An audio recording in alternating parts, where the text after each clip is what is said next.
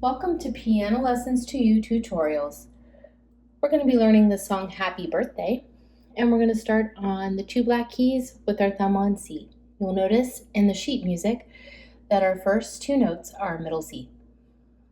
So we're going to play two C's, a D, a C, an F, and then an E. It goes like this.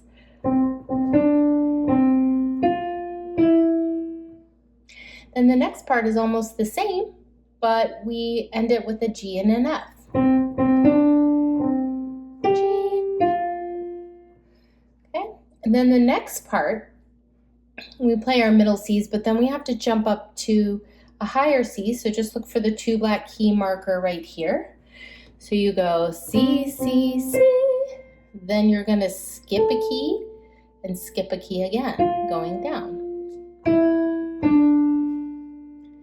Okay, so again, that looks like skip, skip.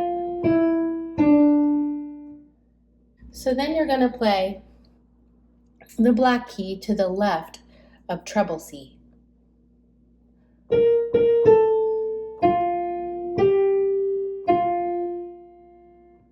And again, that looks like B flat, A, F, G, F.